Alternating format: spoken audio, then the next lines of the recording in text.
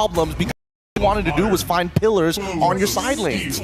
Oh, interesting drafts coming in from Twisted Minds. So they're playing the map not with their marksman, but with Lo Yi, the pick that I have to say, I've talked with a lot of coaches and players. A lot of them are saying that they're very surprised Lo Yi isn't getting rushed even more in the first phase. Lo Yi has dropped in commodity just like Chip. She's more of a specific solution now, or at least a more macro-driven hero, instead of just like a power pick all over. I think the biggest problem is that in this current metagame, it's all about, hey, can we play front to back or can we flank our opponents? And I think that unfortunately for Lo Yi, front to back is generally where you want to be. You want to be the flankers, but if you're playing against a composition that can hit you from many different sides, again, Suyo, highly mobile and can find those angles, the gato to cut you off. I think that Twisted Minds are on the right path. NIP Flash, however, locking in that Khalid, I feel like Kartizi is going to whip out something crazy here.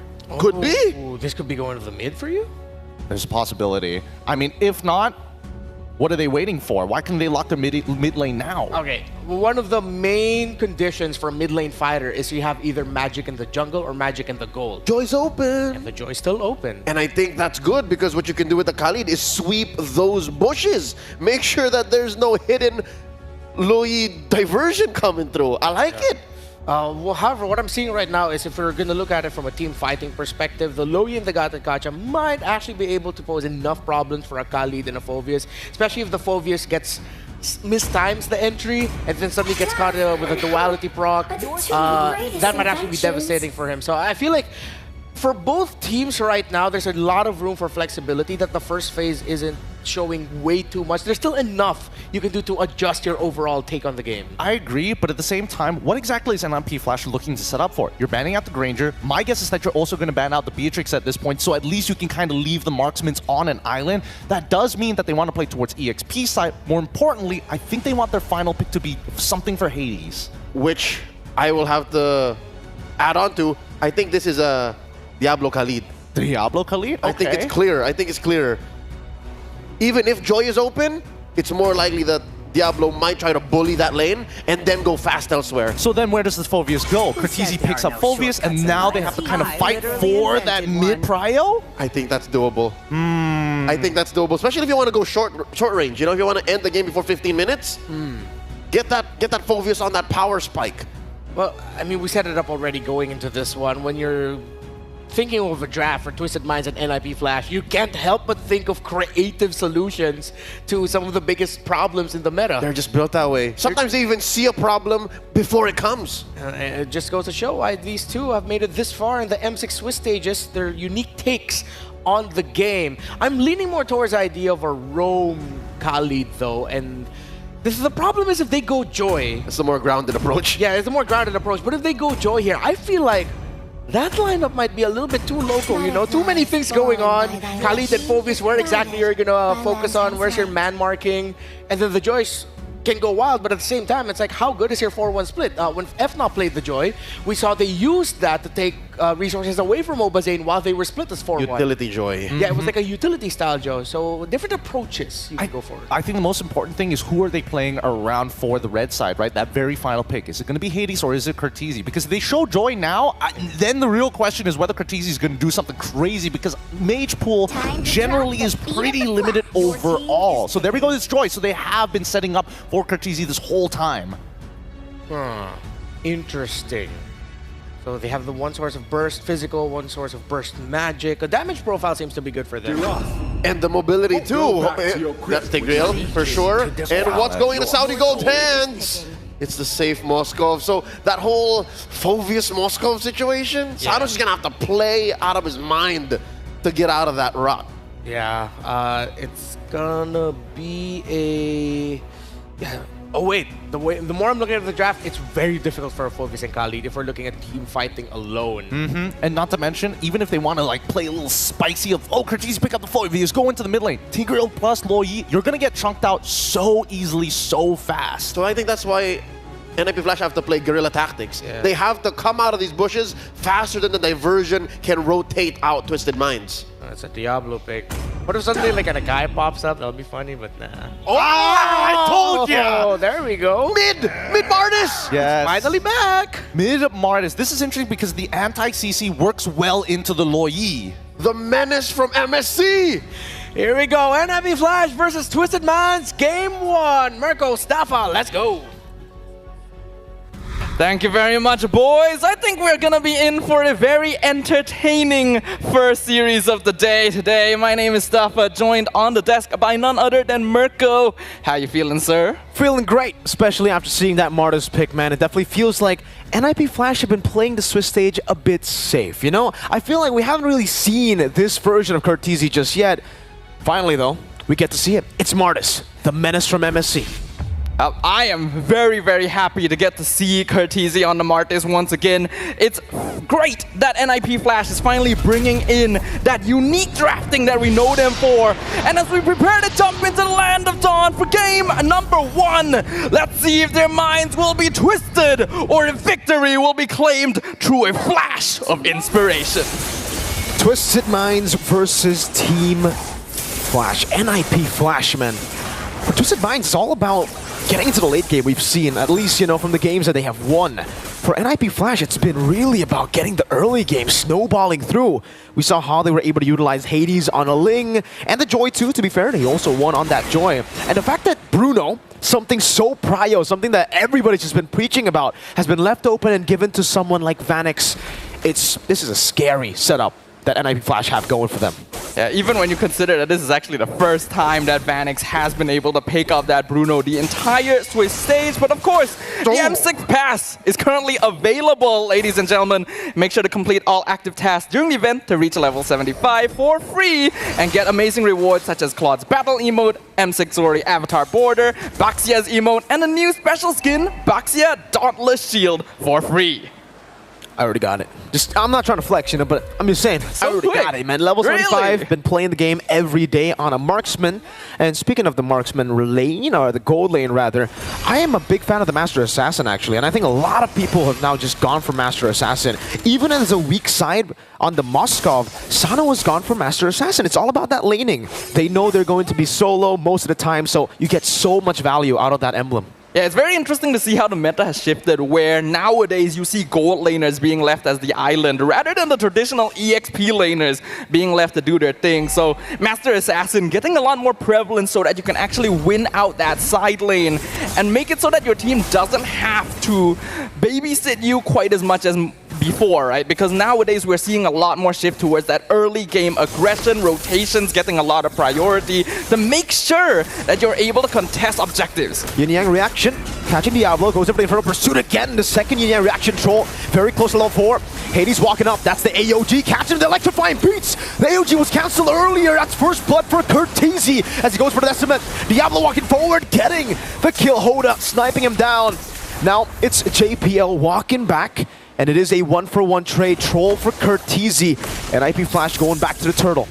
Yeah, Twisted Minds definitely started off that fight a little bit scattered, a bit messy, and NIP Flash took advantage of that. But Sanji, let's see, the diversion brings them back in. Yang reaction. Sanji helping Hoda get that kill and now just walks away. Twisted Minds grabbing control of the turtle again. Gets a snipe down onto Curtizi just to poke him down. But Twisted Minds will respect this for now. No, it's just a bit of poke. we have to know Twisted Minds is the team that's very good at maintaining stability in gameplay. They definitely got caught off guard initially with NIP Flash's aggression, trying to split up the team fight, but once they were able to retreat and regain a little bit more ground in their own jungle, you could see that they were able to reform their team fight formation a lot more easily, and because of that, were able to effectively take out NIP Flash, who were trying to scatter them by doing so themselves. Diablo trying to disperse them. AOG coming down as well. Turtle gonna be resetted. That's the Raging Sandstorm to cuff in a full dive in the back. Sanji claims the turtle though. Now it's Troll caught. Still able to flick around. Hoda almost caught, but that's the again. Hades walking up. That's a shove back and a knock up. Hoda getting the killing spree. Diablo caught in the midst of it all. Jumping in. JPL. And Curtizi will dive in. SOD a bit short. Sanji looking for the trade back. JPL running desperately for his life. Sanji wants to continue the chase, but will not be able to get in range. Personally, if you ask me, NIP Flash isn't really getting the beneficial trades that they're looking for here. The game state is still pretty even, right? 4 kills to 4 kills. But Twisted Minds, you can see that they are making sure not to scatter too much. They have a team composition that's a little bit better at taking advantage of full-out 5v5s, more of a front-to-back composition, whereas NIP Flash want to go for more skirmish style, right? They want to split apart the players, and Twisted Minds is not letting them do that right now. And because of NIP Flash's over-aggression with this mid-Martis, you can see that they end up taking a lot more damage from structures and from poke when they really don't need to. And you can see that with the composition of the Martis being in the mid lane, they can actually just constantly give Vanix more farm. He's double laning at this point of the game, rotating from bot to mid to catch the wave, and then, again, shoving in the bottom lane. But now they're taking it a bit slow. They know there are no neutral objectives on the map, so they're pretty vulnerable to some ganks. JPL constantly just making sure Vanix doesn't get ganked. This is the late game insurance, or rather the mid game insurance. They gotta wait for that Milfic gun purchase. Oh, and I think NIP Flash are well aware of that timing as well. You can see that they're making sure to keep wide net over the map, though a diversion play is coming out. Yin Yang reaction not able to connect, just barely out of range. Good spacing from Vanix, and that will be a denied gank. That's very important for NIP. We've already seen so far in the Swiss stage, Bruno can win games for you. If your opponents are not able to end the game roughly by the 15-16 minute mark, Bruno just completely takes over. And that's usually around the first or second Lord push timing as well. If you're not able to break down the crystal by then, it becomes very difficult for you to re-enter. Especially with this lineup, Twisted Minds are actually not the best at direct siege towards the later game phases. So the more lead they can achieve by the early to mid game, the more comfortable it's going to be. And that is what NIP Flash wants to stop them from achieving. Whoa, that's a flicker from Cortese. Diving deep, raging Sandstorm, catching 3. Diablo with the flicker forward, Cortese will fall. That's a massive pushback by Troll to find it.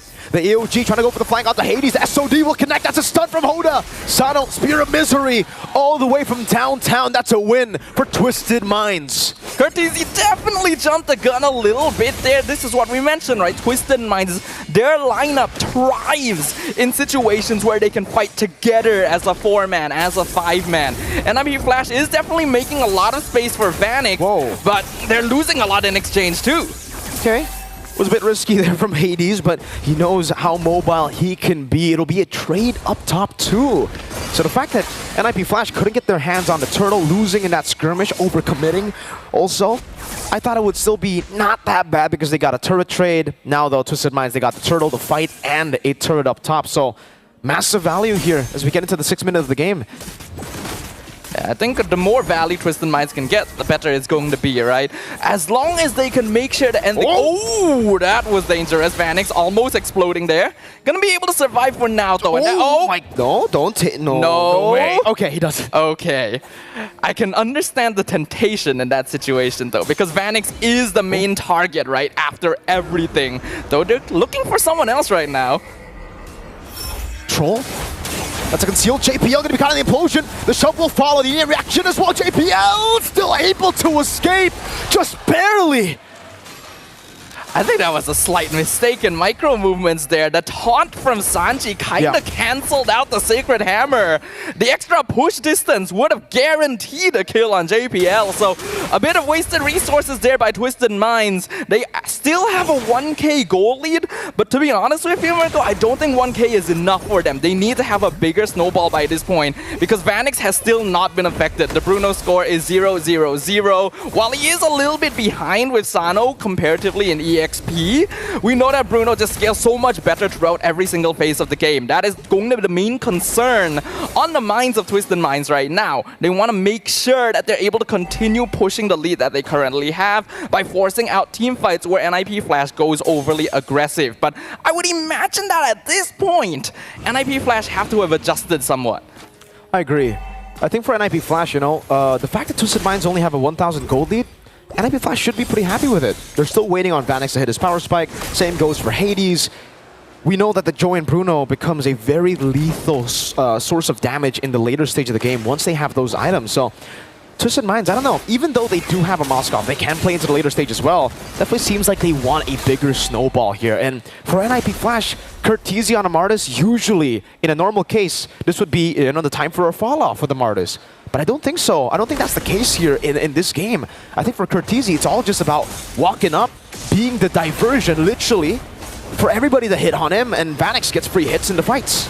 Yeah, I agree with you here, Mirko. I think Curtisi's goal isn't really to be the finisher, but now the Lord is being contested. Both teams in a tense conflict. This is great from Twisted Minds. They're playing the macro game really well. Troll goes over the implosion. Gets caught between Sandstorm. Hades jumps in with electrifying beats. Hoda takes him down. That's Sanji with the taunt. And now Sano joins in the fight from downtown after taking the tier 2. Curtisi displaced again by the Uni reaction. Sano goes over to Spirit of Misery, pins him down to the wall as JPL gets chased down by Vanix. Goes wild. Sanji getting out of the vision so close.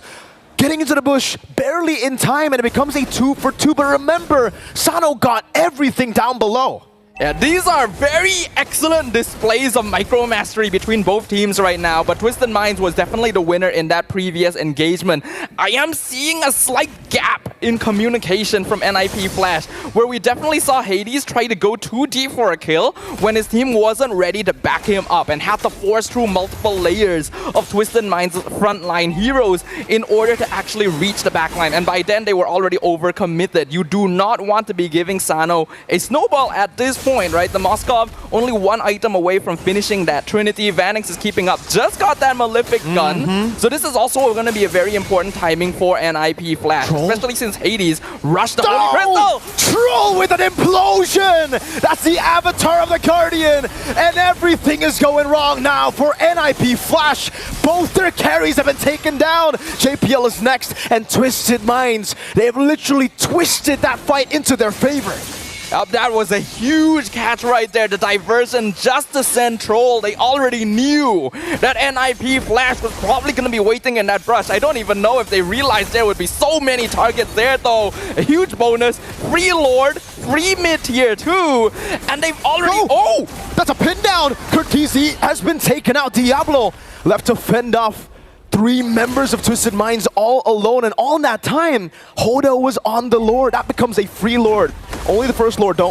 Vanix still trying to go for the defense. Hoda getting the stun down. Oh, it's a pin down as well. Diablo goes into the back. JP into the Raging Sandstorm, but Sano's still free hitting as Hoda executes him. Goes in for another stun. Will not be able to find it. Cuffin walks up aggressively, and now it's a 5,000 gold lead for TM. This is a big problem right now. This timing around the 10-minute mark was a very crucial gap for NIP Flash, where they needed to be able to get advantage since Vanix just got the Malefic gun, but they've given too much advantage over to Twisted Minds instead. Sano now 3-0-1 on the Moskov, a 5k gold lead. The inhibitor is being threatened, and while they're not, you can see the damage, right? Twisted Minds, I mentioned earlier, not the best base siege composition, but when they're ahead, it's hard for NIP Flash to kind of separate them. Diablo goes in as a Raging Sandstorm onto 3, but Troll again gets the implosion! Curtisi was slain in that fight. Vanix is going for the free hits, but it's only on to Cuffin who can take the shots. Hades gets the shutdown. Now he's looking for some kills. Let's go for electrifying beats! Hades versus the world! Ooh. And he gets stunned down. The shielding from Cuffin and the yin-yang reaction to get it in time. Ooh, we are looking at a big problem now for NIP Flash. They have not been approaching this game correctly. Twisted Minds have so many heroes that are good at counter-engaging.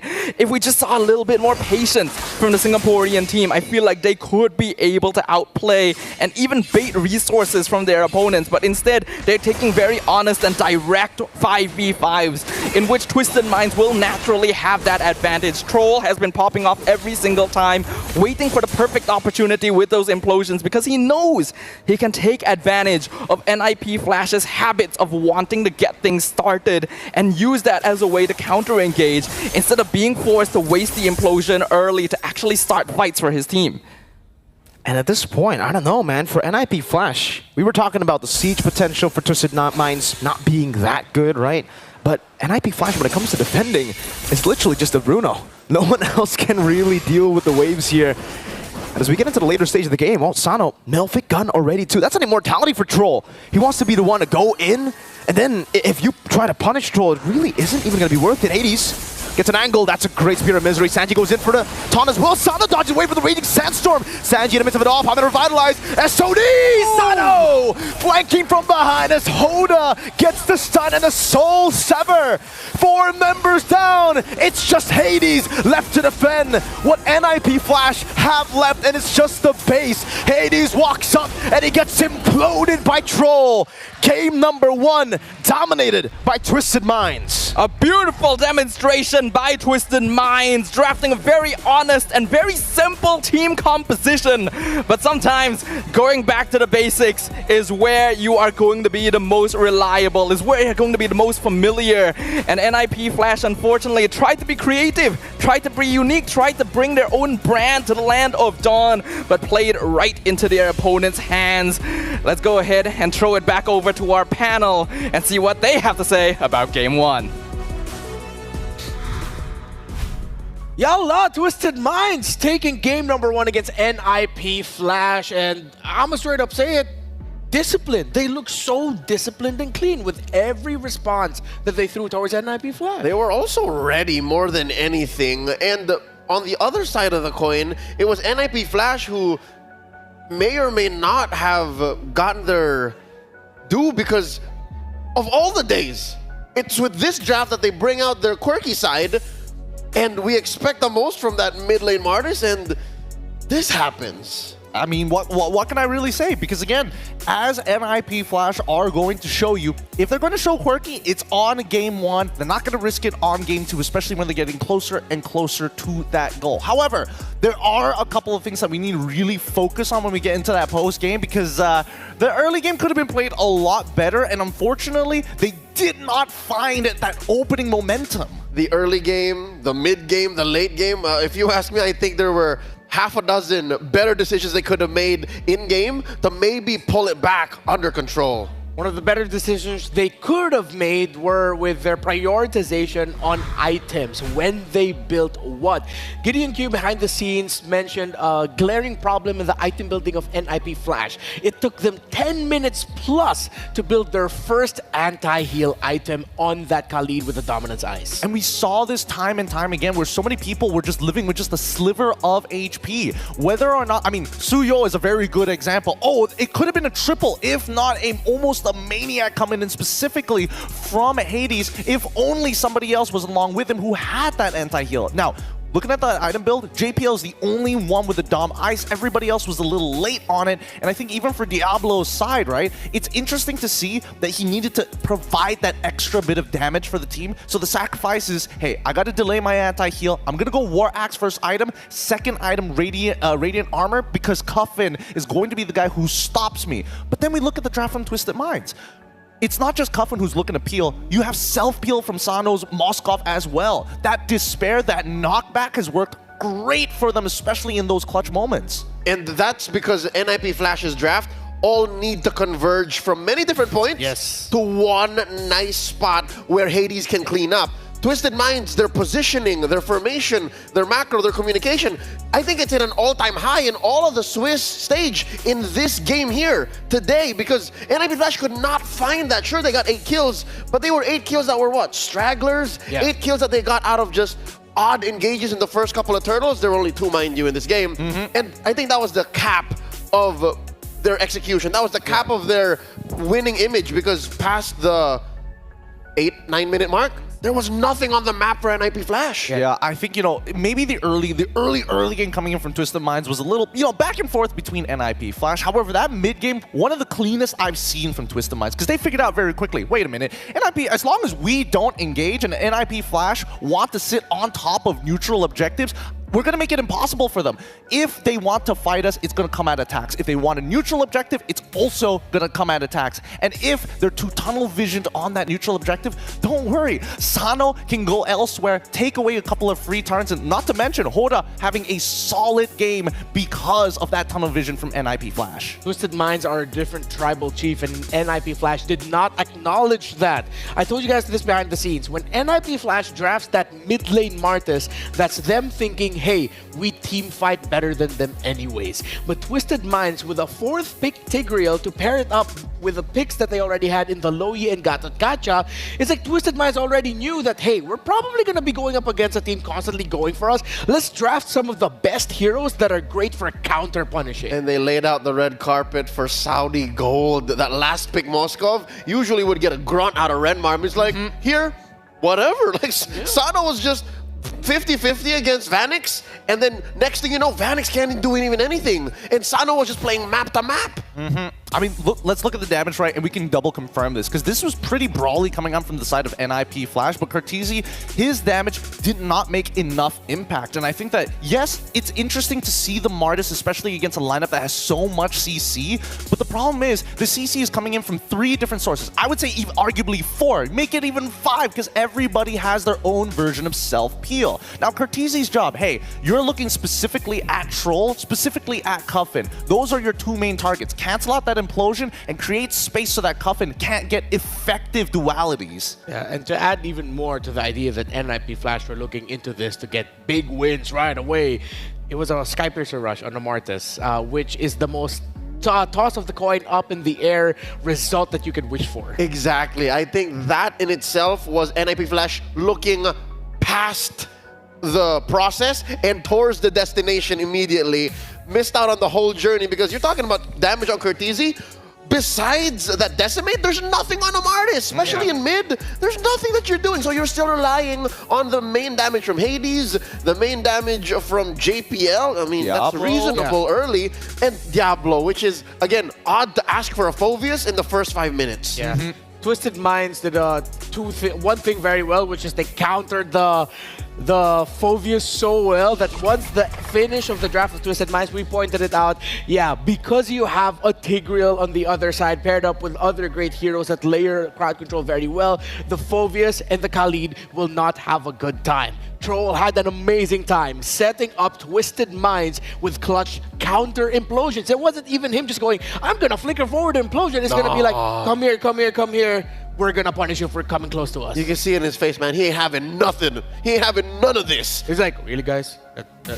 That's what you're gonna throw at me? Implosion. I know my name is Troll, but you guys are trolling, unfortunately, because a lot of it comes down to not only implosion being, you know, the main center points, but that Sacred Hammer is an effective tool. Joy wants the dash? Say no. You want to try and go even deeper? No, absolutely not. You ruined the quicksand guard. Exactly. The Emperor couldn't do anything. I mean, I'll give it to the Emperor. When we look at these highlights, there are some very good moments, but we notice a lot of bad habits coming in from the side of NIP Flash. Whenever we see them play around these neutral objectives, they always want to get around the Twisted Minds. And I think Twisted Minds have done a very good job in pre-preparation, learning these habits very quickly.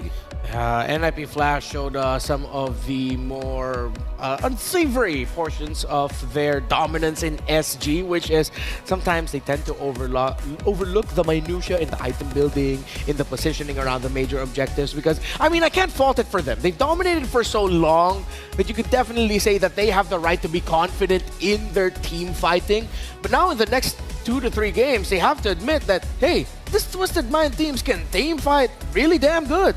They can. The more we talk about it, the more I am a supporter of the belief that these boys from Saudi Arabia and Egypt watched a lot of VODs set up by Coach Lyric's Productions. Like, I'm pretty sure like those VODs from NIP Flash's previous matches played a key role in Troll and Sanji finding those perfect combos. Again, that 1-2 combo. Sure, MVP is Troll, but remember that 10:30 moment wherein he set up the flicker implosion and then Sanji almost, you could see, synced up, just jumps in with the AOG.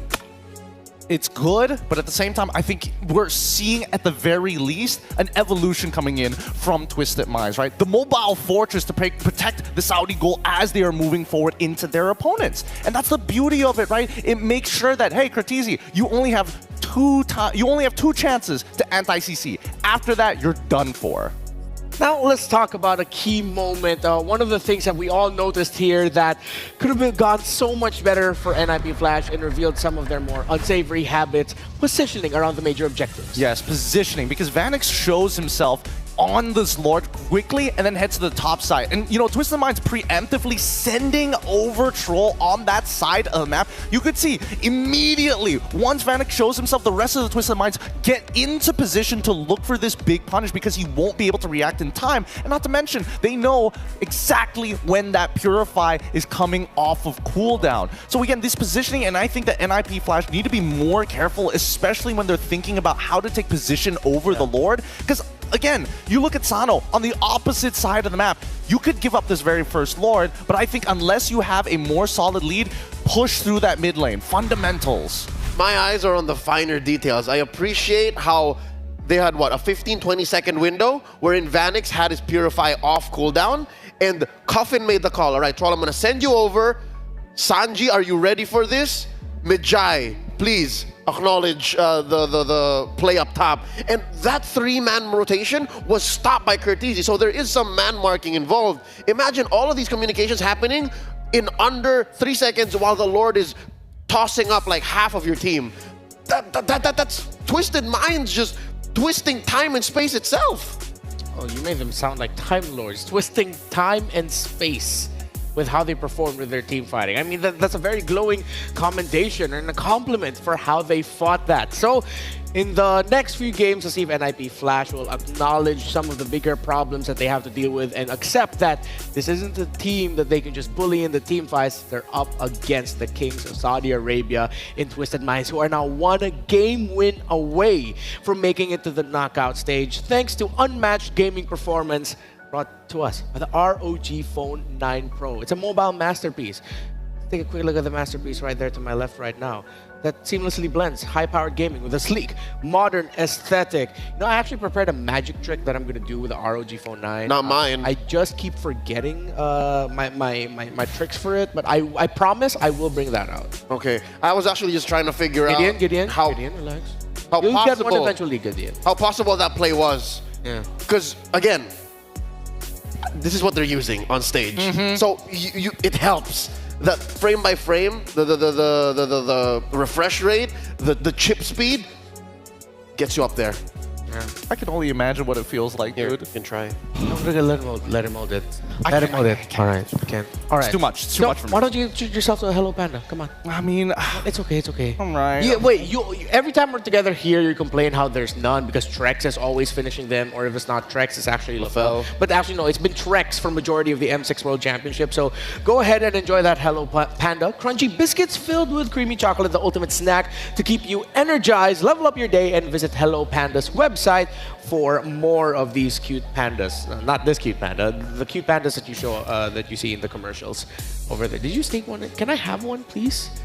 Of course. Thank you. All right, can someone do the one for the skins? Because I kind of want to go for a snack right now. Don't worry, I got you covered.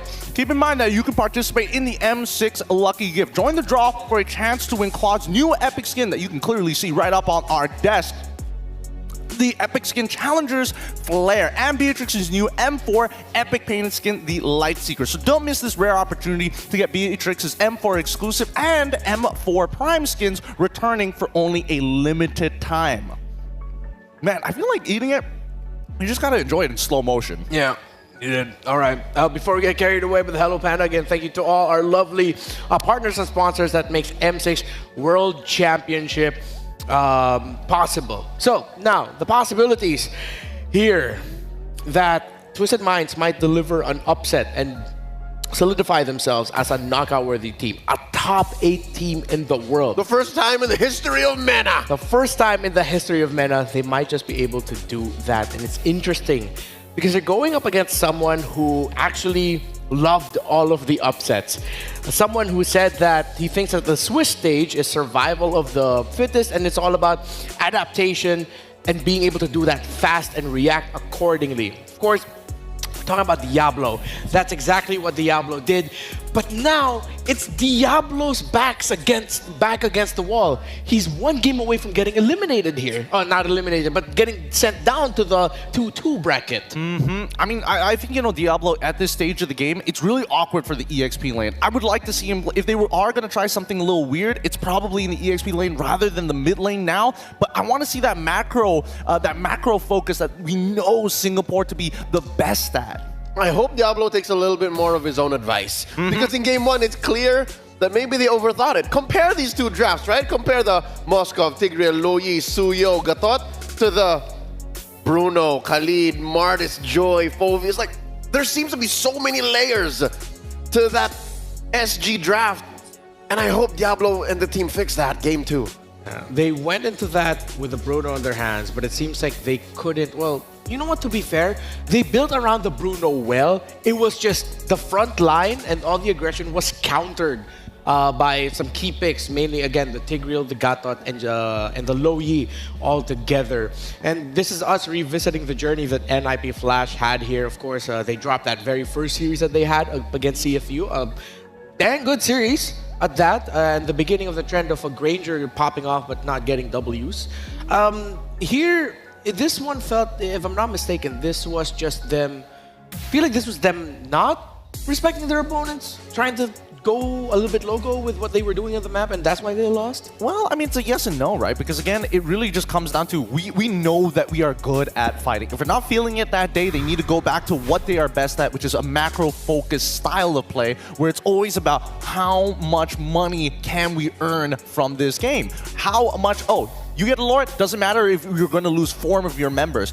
If you want to take a side lane tower, how about we crack open mid and take all of your jungle? It comes down to, can you trade better than your opponent, which we're not seeing in NIP Flash in this series just yet. At the end of the day, as long as you're bringing a solution to a problem, or you're presenting a problem where your opponents cannot find a solution fast enough, it should do the trick. And whenever NIP Flash lost, that seems to be the crux of the situation, which is what happened in game one. They were presenting a solution to a problem Twisted Minds weren't even thinking about. So now NIP Flash, again, have to acknowledge that they're against a team that might be going to this thinking, we just gotta be more disciplined and counter their aggression. I honestly wouldn't be surprised if Twisted Minds ends up with just another Tigreal again. It seems like it's a perfect pick for their matchup. In game number 1, NIP Flash didn't acknowledge Twisted Minds, easily got countered by a Tigreal. Do you think Tigreal might just pop up in the draft again? I think there's a good chance, and honestly, it could go either way, right? Because it's not just Troll who plays the Tigreal, it's also JPL himself. And I think that NIP Flash now maybe have underestimated Twisted Minds coming into this very first match. In this second one, I'm thinking no holds bars anymore. They really need to focus down on winning lanes and really invest in those sides with 2 win conditions rather than 1. Win the lanes, multiple win conditions. That is going to be the trick here for NIP Flash. Well, for Twisted Minds, don't need to do anything too crazy. Stick to their fundamentals and just do what they did again. Now, going into this game number 2 draft, you still see the respect onto Troll's Matilda. At the same time, they're also taking away the option of a Phoveus in the EXP lane. Interesting. Kinda seems like they want to play some dash heroes. Again, we don't usually see the Phoveus get banned unless there's a very specific reason for it. Most of the time, it's like, I want to look to play Harith here. Yeah. They might go for a Bruno ban afterwards, but that depends on what Twisted Minds have shown, which is both Fanny and Yves. These are standard bans. It doesn't give much of an idea or a direction that they want to go in just yet. Yeah, Phoveus banned this early isn't a thing anymore. It used to be a couple months back, but in the M6 wildcard, in the M6 Swiss stage, this is a very targeted ban. NIP Flash closing up their first phase bans with the Bruno. So that makes Twisted Minds again think, how do we attack this draft? How do we win these lanes? As prior mentioned here on the panel, but as well winning that main lane, the mid. I think that's where the whole Tigreal situation comes from. That's where the whole Matilda situation comes from. That's why it's still banned by NIP Flash, even on blue. I want to make a hard read here. I think this might just be a first pick Moskov coming in from NIP Flash. What? This might just Right away? I think that Vanix needs to be on his comfort at this stage of the game, especially since they don't want to drag this on longer than they should. It's a little loco, sir. Yeah, that is a little bit loco. Let's see. Let's see, because then that forces Twisted Minds to play with a different gold laner that they haven't shown yet. They've only shown 2. They've shown the Moskov, they've shown the Bruno. Yeah, that was pretty much it. So, it might just force Sano on a Beatrix, maybe? I'm Ranger? the presence of the Harith is still there.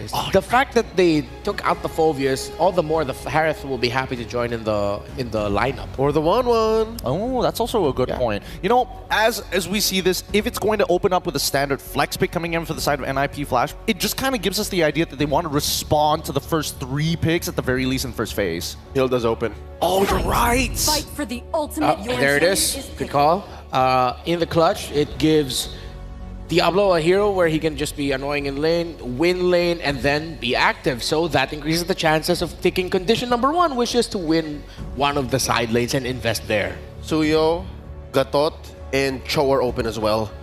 So these are all solid picks for Twisted Minds. I'm feeling like maybe they can show like Alpha plus Gatot, Alpha plus X at this point. Yes. It kind of depends on what direction Twisted Minds want to manage this Hilda. Usually it's either you have so many tanky boys that it doesn't really matter and you can minimize the damage it does, forcing Hilda to say, hey, look at our goal lane because everybody else is a null factor. But the Magi played an amazing Suyo game in game 1. Let's see if they get that. They'll get the Suyo. Will it be the Cho? No, it's a Suyo Gatot. We were all right. Yeah. It was Gatot X, and then you read into this game 1 performance. Yeah. Now, Twisted Minds, interestingly enough, if they still want to play the big macro game, can bring out a Lo Yi and then threaten to like, hey, if you don't ban it, you might want to consider banning out the Tigreal, because they'll have the Tigreal Lo Yi Gata Kacha combo with them again. Yeah, no, I think these are very good angles. Plus Oh, of course. But at this point, I think that NIP Flash need to really think about how exactly they're going to play this early game, which seems to be their direction for the whole series. The man on your screen is the last TZ standing, the only one in the M6 World Championship, and it's Kurt. Remember, he is one of the few, if not the only one, who could potentially become a 2-time M-Series champion, as he was under the Echo M4 winning roster. That's right, he was number 7. Yeah. 6th would be JP along that 5-man roster that won in Jakarta, Indonesia. Closing up their first phase, there's the Cho for the Emperor, Akihiro-san, JPL, and the Jushin.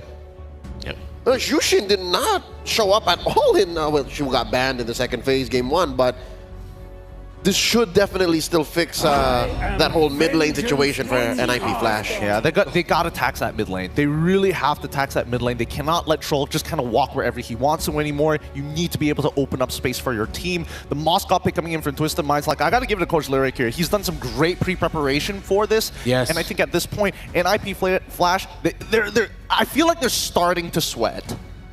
Yeah, Twisted Minds. If they want to go for a more aggressive approach, something that was banned earlier might actually show up. At this rate, with the momentum that you have, you're familiar with the team you're going up against, they know they want to be aggro, you have the Moskov there. Most importantly, they can have a strong 4-man and play around a mid lane Angela. That or some from Coffin Season. What if a Sicilian? I'll take it. I'll do you one better. Valentina might just be the way to go for this. Based on what we're seeing, you've got 2 melee heroes that you can actually punish. You take a Purify, that's also pretty good. Allows for them to win fast too. Again, flip the script. Everybody's expecting Twisted Minds to play into the ultra late game. What if we win under 15? Because right now, NIP Flash, they've recalibrated their priorities here. Their first 3 picks ensure at least one side of the map, or at least their goal is to control one side of the map. Maybe the area where the Hilda will be, around that EXP side, so the Cho and the Jushin will just apply a lot of pressure. And then NIP Flash is reading into it. They ban out the Sicilian. Valentina is still open. And historically, the lineup that NIP Flash, those first 3 are actually also countered by an Aurora. So we've posed 3 options for the mid laners for Twisted Minds. The Angela, Valentina, and Aurora are all up. All of which are really, really good here. Ah, man. It's tough, right? Because they all have their own benefits and all really profit off of setting it up. Maybe it doesn't really matter what order, whether Gato goes in first or they start peeling first and then Gato comes in. But I'm looking at the draft pattern. We see the Granger ban out here. I'm thinking whether or not they want to kind of shift it slightly and also double down at pinching on the marksmen, whether it be Beatrix or even Harith. Oh, they take out the Haya. Okay. Hayabusa is usually a sign that, oh, they might actually go Angela here. Because if you take out the Hayabusa, that means you're probably not thinking of picking up something like the Aurora types, because Aurora has that second life feature with her passive. Yeah. Usually, you're okay with picking an Aurora into the Hayabusa. So now I'm leaning towards, yeah, Valentino or Angelo might be their mid lane pick. Let's see how this plays out, right? There's a couple of options because I feel like the Hayabusa is a little out of pocket, right? If you're thinking about assassins, It is. why not double down on the assassins? And yeah, maybe they just want to force him back on Joy. Could also just be like pure respect for Hades, yeah. Oh, they're hammering down the mid lane.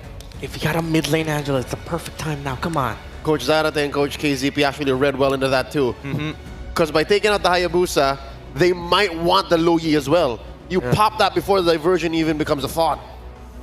Ooh. So now it's the Valentina. This is or the Angela. Like, those are two solid picks. Yeah.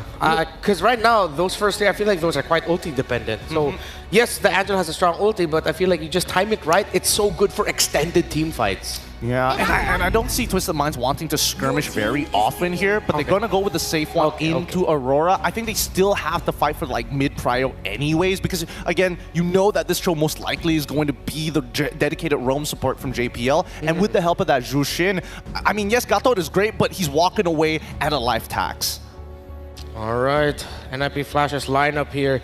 The front line isn't that tanky compared to the Gatot Kacha, and what could potentially, again, just be another Tigreal pick, but the Tigreal playing into the Jushin in the center of the map, that might be the thing they're holding on to. I'm not even playing the Tigreal and I'm already miffed yeah, right? at the experience. You're thinking, should I not? Probably shouldn't. 2 cores for NIP Flash coming up right now. The gold laner and the jungler. Who's it going to be? I mean, Bay is still open in the Harith. The 1-1, the Harith, you said, yeah? Despair that I see. But I like damage. The Name, of course! Oh, And the Joy. That is magic heavy. If they go tanky here for the last pick of Twisted Minds, just rush Radiant Armors, and then suddenly it's going to take a long time for NIP Flash to have their damage felt. Great stopper on the Aurora, too. It looks like Twisted Minds have drafted NIP Flash into a corner despite it looking very good. I don't know. I kind of disagree with the Natan, honestly. Like, why would they, if they have an early game with the Hilda on top of the Tro, you go for the Natan. I think that Beatrix probably would have been a better bet if knowing that you wanted the Joy anyway for distribution of damage. So, yes, now you've got, like, these really good kicks and stuff like that, but who's your main target other than Zano on this Moskov? And he can just take Purify anyways. Twisted Minds are thinking about the Roam EXP trade. Where's that Gato Kacha going, and what's it going to be paired with? It's the glue. And even more so now, this lineup of Twisted Minds has looked devastating. Just time it right. However, I see a world wherein the glue might actually not even be able to get into position. Yeah, let's see. All right, Stafa, Mirko, take it away for this potentially last game of the series. Take it away, we shall! Ladies and gentlemen, we are jumping into game number 2 very, very soon. Thoughts on the drafts, Mirko? I agree, man. The Natan pick, I know it's great against Sano, against the Moskov. It's a very, very good matchup for the Natan, but I mean, the points that Gideon made, I agree with, but on top of that, there's just so much magic damage on the side of NIP Flash. Twisted Minds, they instantly picked up the glue. They knew they needed someone tanky enough. Go for full magic defense. Well, maybe a little bit of magic is what NIP Flash needs to take a victory right now, because Twisted Minds are 1 victory away from making history as the first team from MENA to make it to an M-Series top 8. Can they solidify it in stone? Let us find out. If they do it, not only are they going to be the first MENA team to make it to top 8, but they're also going to take away perhaps the chance for NIP Flash to go back-to-back top 8. They made it at MSC 2024. They're definitely going to be looking to do the same thing here, but it does seem like Twisted Minds, man, they've been on a crazy progressive journey right now. They've just been improving so much after last time we saw them. Emblem-wise, Bargain Hunter for the Natan. Again, Master Assassin Sano really likes to just play in the side lane, always pressuring and taking turrets alone.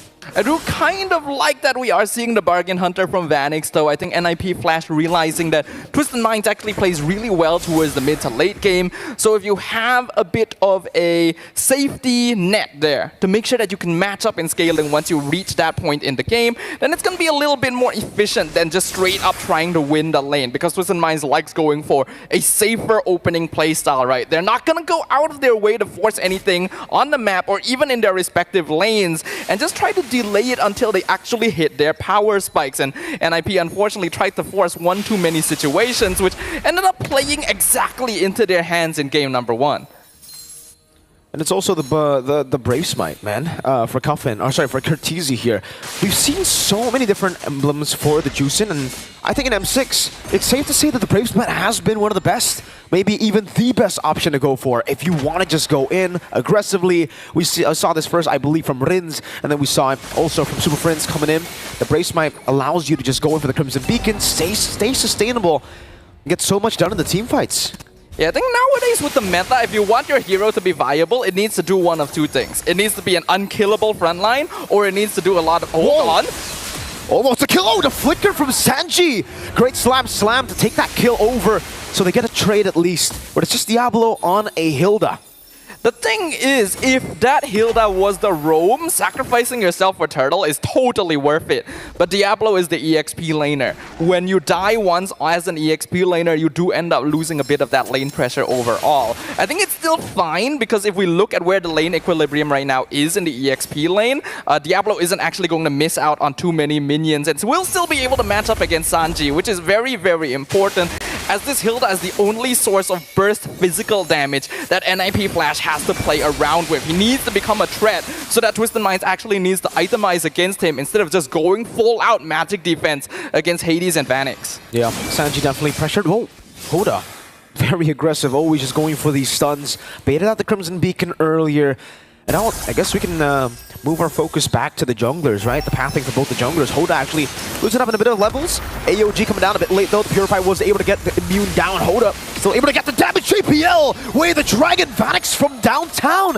Rotates to the mid lane, gets the entropy, and that's the equalization and kills. Very, very nice. And this is the adjustment that we wanted to see from NIP Flash. That was definitely a more patient approach, waiting for Twisted Minds to put themselves in an awkward situation and maybe wait for resources to be expended before full committing. JPL being able to find that kick later on when we saw Hoda had already gone a little bit too far forward, set it up a whole lot more easily, especially when combined together with Curtizi. NIP Flash definitely recognized that since they're playing with a Zusin in the mid lane, their fights are not going to be very, very fast, right? It's more of extended skirmishes, which means that they cannot full commit, right? Unless they have a form of burst alongside them, which is why Vanix was brought over. The more snowball that this Nathan can pick up, as compared to Sano, the quicker NIP Flash can accelerate the game. That's a Starlium Scythe, I believe, picked up. Yeah, for Hades, so already quite quick. You can see right now the Turtle getting contested. Hades walking up. We'll be going to the Sanji, putting a bit of damage, baiting on slam, pass, Curtizi, Lantern Flare, JPL looking for it, getting the way the Dragon now. Diablo gonna help him out with a focus and down. Hoda able to dash away. Curtizi putting the Lantern Flare down, and that's gonna be the Frigid Glacier to connect. SOD for the bottom lane, Troll gonna get the kill. Sano joining the fight with a Spear of Destruction, and a man advantage works out for Twisted Minds. Wow. Yeah, that is a bit unfortunate. NIP Flash has a lineup that's very burst-based, right?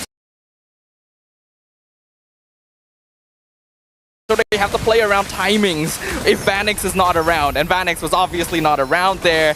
Twisted Minds now full control of the Turtle, should be able to pick it up quite easily. It was a really good kick by JPL. They actually gathered 3 members of Twisted Minds together, but Hades was still like 1 or 2 seconds off from activating that electrifying beats, which meant that the burst damage was simply not there, and Twisted Minds could instantly reverse the situation, especially with Sano coming in with that Spear of Destruction. That's why NIP Flash needs to take slower fights, right? They have to pick up on the exact timing when Hades is ready to go in for the DPS, because otherwise they just simply don't have enough damage output to threaten Twisted Minds at this stage of the game. Yeah, they really don't. Curtizi with the Brave Smite and the way that Juicin is, it's more on utility than it is for damage, right? And yeah, I guess you could try to rely on Diablo for a bit of damage in the early game, but the burst is certainly not there. When JPL goes for the way of the Dragon, no one can really fully capitalize on that. And now it becomes a game of who gets to the power spike first, right? Vanix, does he get to that item power spike? Does he get to the world's first IRL gaming district there? The esports district, Kidia? Oh, wait, we're getting sidetracked. No, the itemization, yeah, not the place. Total place is pretty important as well. Right now, Vanix needs the Holy Crystal so that he can start becoming a threat to Twisted Minds. And that is usually going to be the third item unless he decides to go for the rush, right? And I don't really think that's the best idea when you're going for Bargain Hunter. You are scaling up a little bit more for that late game. So NIP Flash actually shouldn't be looking too hard for pickoffs anymore. Now that we are 6.5 minutes in, Diablo by himself will not be enough damage to just burst the target down. You need to have 4 members together. Electrifying beat. Sano still able to actually get out. Did he use the SOD to escape earlier? Yeah, I think he did. Diablo looking for the jump on him. Sano, great recall. Very decisive. Just goes for it, then gets out. Diablo will cut the waves though, so it might be better setup for NIP Flash as we get to the turtle. Hoda getting the stun down, but now might be punished. JP looking for the Wader Dragon. There you go. Hoda punished, and Vanix is able to capitalize. Electrifying beats coming down to Troll. Pops in Revitalize. Vanix getting the free hits, forcing the AOG defensively. And there you have it. NIP Flash full control for Turtle 3. Okay, those are exactly the types of fights that NIP Flash need to be looking for. Delay the entrance, force multiple cooldowns on Twisted Minds, then go for an off-tempo initiation with the Way of the Dragon when Hades is ready to initiate. Vanek could be in some trouble, but looks like the Spear of Destruction will not be taken here. So that will give NIP Flash some space necessary to start opening up the map, to start picking up on items, and Twisted Minds need to now realize that they actually need to revert a little bit more into safer play until Sano comes online. Now Vanix is becoming a problem, right? He's actually becoming a real threat. Once he gets the Holy Crystal, I don't know, even if Twisted Minds have the magic defense already, is it going to be enough to deal with a Hades power spike, a Joy Hades power spike, a Vanix Natan power spike? I think that might actually be able to overwhelm the magic defenses of Twisted Minds. And again, when we're talking about Sano, we're waiting for the item power spike. Definitely, he can attack from different angles. But the range advantage of the Natan might be a bit too much for Sano to even deal with. So let's say he gets a flank. He's probably going to get deleted, even with the Rose Gold. Yeah, the thing about Natan is that once you have that Holy Crystal, once you're at the 4th or 5th item power spike, people melt. It doesn't even necessarily have to be squishier targets, right? Even tankier heroes take so much damage from it. And I'm actually a little bit worried about Twisted Minds going for the build they are, because there is no Athena. Like, look at that! Look at that damage! Yup, Lantern Flare. Sano might be forced to Purify, and he does. Troll going for the flanks, going for the Curtizi. Purify out as well. Curtizi will respect it. Vanix gets the turret. And it's just a trade, a turret tier 2 for a Purify. Also a sprint technically for Diablo. But you can see that gold lead building now even more. Vanix, he's the one holding on to the 3,000 almost gold lead you see on your screen for NIP Flash. And he just got the Holy Crystal right there. So all that damage that Sano was taking was without Holy Crystal even. So NIP Flash now is the best timing for them. When Vanix has his 3rd item, when Twisted Minds has not itemized into Athena's shield yet, even Sanji only has the 1 Radiant Armor. So they really have not gotten the magic defense necessary to even survive a couple of seconds against this Natan. This is where you can push the advantage. This is where you can force Twisted Minds into defensive action and take control of more of the map. Hold up, dishing out a bit of damage. Hades already using Electrifying Beast. What happened up top? It's a 2v1. Diablo and Vanix deleting Sano, deleting the threat of a cross-map play, and now Twisted Minds in a 4v4. They weren't able, or sorry, 4v3 rather. They weren't able to force the issue. They thought Diablo was somewhere there. When Sano is down, NIP Flash can afford to actually play very aggressive. They can even throw bodies at them because they just don't have damage they need to worry about anymore. Now that you are at 10 minutes, without the Moskov, Twisted Mind is very reliant on burst themselves, whereas NIP Flash have a lot more to work with Vanix on their side. And with the Lord now pushing up top lane, I think we can expect this next push, as long as the waves are managed properly, to take out every external tower for NIP Flash. Vanix is just so free. Entropy forward. He has the confidence to just go in as well. Hades melting down Sanji with electrifying beats there, forcing him very low as well to back away. Now Vanix looking to play with the Lord. They've already dealt with the Holy Defense in the bottom lane. The tier 2 will fall. Twisted Minds still have pretty good defenses right now. Sano is back up again. Will be able to clear out the Lord. That's Lord 1 dealt with. But NIP Flash will have another wave in the mid lane. They should be able to get all the tier 2s here. And if Twisted Minds try to fight, I don't know about it. Look at the utility from Curtizi. constantly putting the Lantern Flare down, and no one is ready to actually go and catch, even when Cuffin gets the stun. Yeah, 100% Twisted Minds cannot be the primary initiators. They have to wait to counter-engage, try to bait things out from NIP Flash, but even then, can they do so? AOG, onto Diablo, but he gets melted down to Purify out of the Frigid Glacier. Hold up, trying to look for an angle. Hades jumping in, Sano gets his Spear Mystery, APL! Knocks him up with a Jikundo. 4 members of Twisted Minds have been evaporated.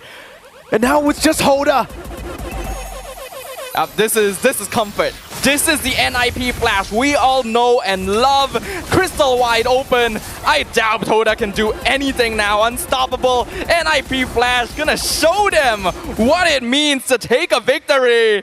And ladies and gentlemen, we are jumping into game number 3.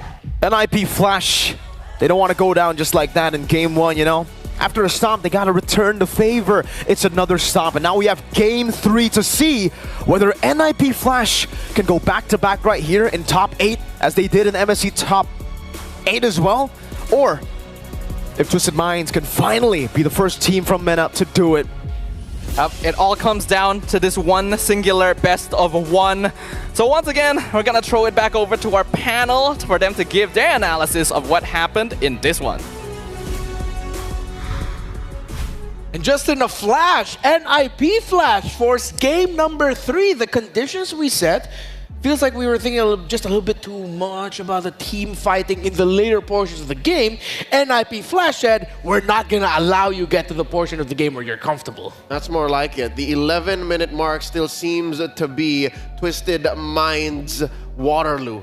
As long as you go a certain way and you force them into old habits, they seem to just crumple. Well, I mean, there were a couple of bad habits coming in from Hoda specifically, but I gotta give it an NIP Flash because the macro game is what made this composition really work. And I think, you know, looking on it on a piece of paper, those 5 heroes technically should not be able to jive in that particular way unless certain conditions are met. A lot of which leading into when do we get our item power spikes, how exactly are we going to do it, and of course, coming in from the Emperor himself, Akihiro-san, JPL, that feint at the very end, that movement was nice. Sugoine! Yeah, hell of a performance there. I mean, there's a reason why we call him the Emperor, Akihiro-san. Showing again that as long as he has the Cho in his hands, nothing too much to worry about. It'll be calm and cool. JPL and Kurt TZ did everything right to provide space for 2 key members. Their jungler in Hades, who, Gideon, you were saying, just farm him up, really. Just let him farm. And for Vanix, eventually, who became the partner in crime of Diablo with the macro play. Exactly. And within this macro play and with the composition, right, you can see that Vanix was able to get so much more gold than Sano. How does he do that? How was he able to hit 3 items before the technically cheaper Trinity build overall coming in from that Moskov? Double waves. And they did it so early on. And they've already pre-planned this. That's why we saw Vanix on that very first kick underneath mid-tier 1 against Hoda. Vanix just so happened to be there. This was all part of the plan. And that is the mad genius that Coach Zarate and Coach KZP just pulled from underneath us. The side lanes, they needed to work out. And how do you do that? By putting a catch-22 in mid. The Jushin plus the Cho. It's either you get kicked or you get hit with a Crimson Flare, you get chokeslammed or you get killed. That's what happened in the first 5 minutes, which allowed for NIP Flash to just, what was the word, Redmar? Have Vanix explode. Yeah.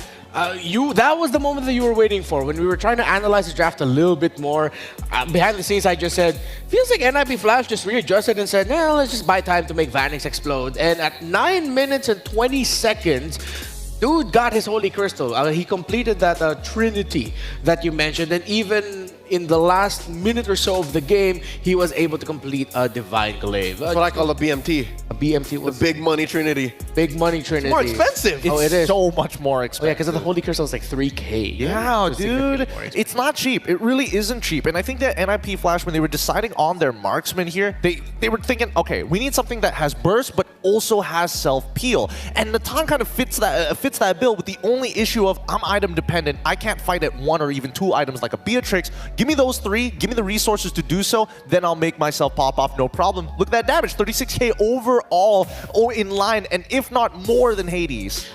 Looking back, it feels like some of the key moments in this game were when the rotation of Hoda eventually led him into the center of the map, or somewhere in the river, that JPL and Cortese were reading so well. There were 3 significant kicks that JPL did onto Hoda. Realistically, the only one that he should really be kicking. The problem was, it seemed like Hoda was placing himself in a spot where it was easy for JPL to pull that off. The simple G-Kundo third activation flicker.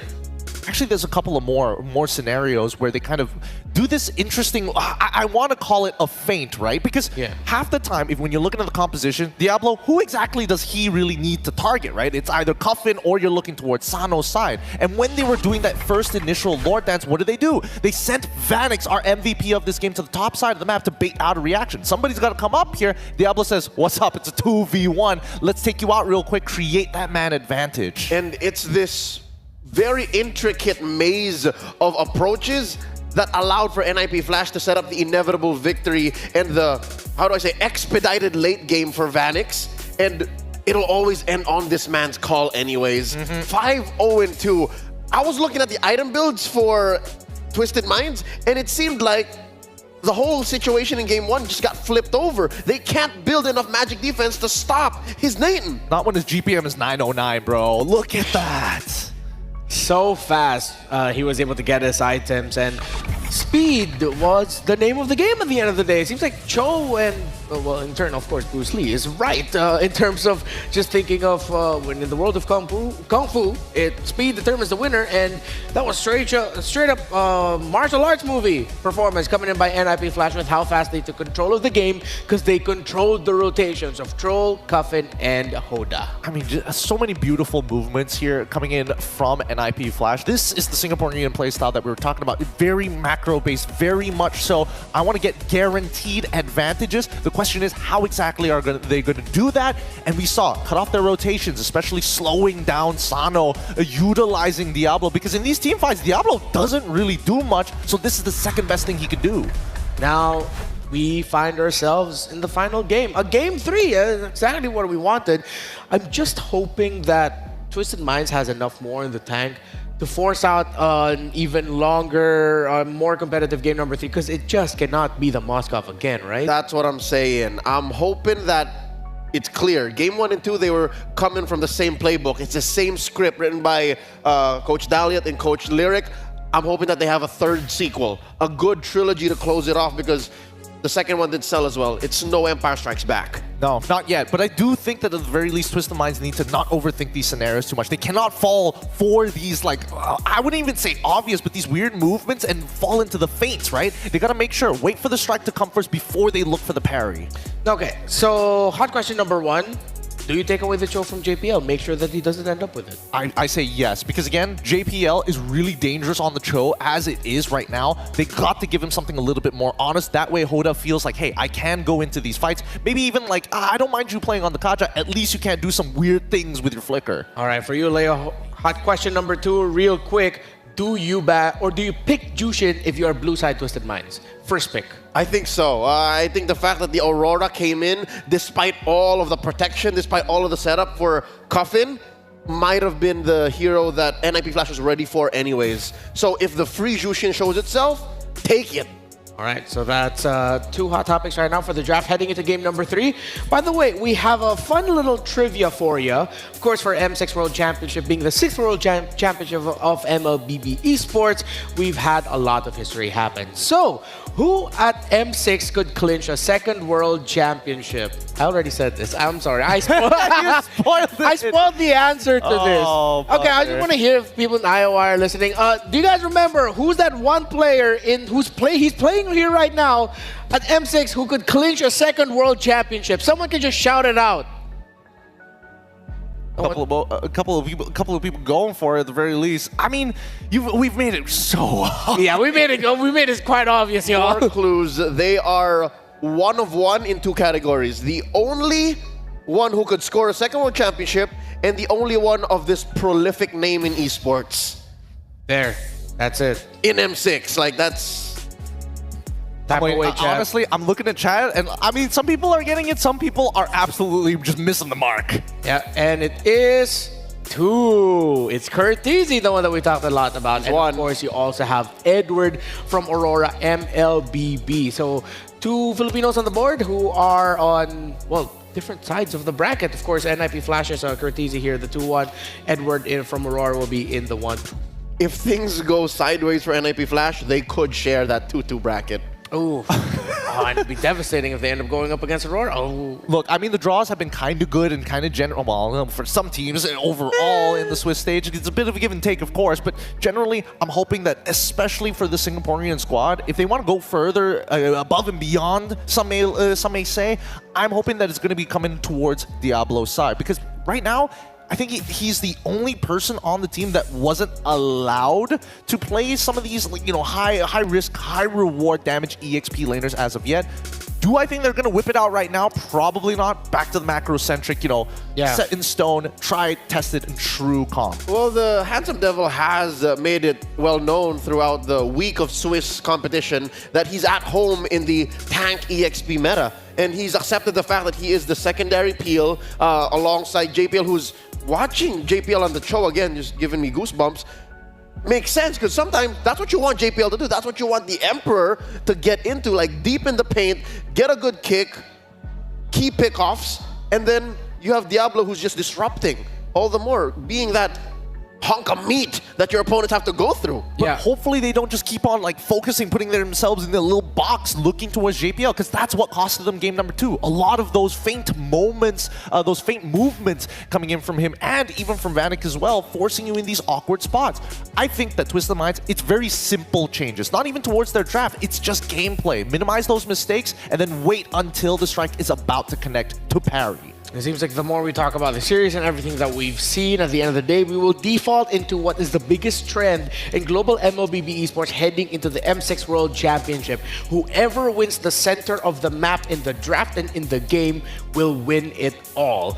So if we revolve our idea of what might happen in the draft around that, then it might be easier to understand the picks that might come up. High crowd control, fast mobility, macro to the wazoo is going to be the main focus for these two teams. Because I agree with y'all. NIP Flash out-macroed Twisted Minds in not even like an individual sense, but because of where JPL was going along with Curtizy at the right time, what they would do to send Diablo and Vanix off into different lanes to apply a lot of pressure. That's something that Twisted Minds needs to be wary of, that if possible, again, if they could go back to getting the low Yi in the first phase, I feel like that would be a great strategy for them. I agree. And to build on that, maybe they should avoid putting Valentina on Coffin, because that makes it a two-step process. That muddles the approach for Twisted Minds to a cleaner winning image. You gotta shorten that line.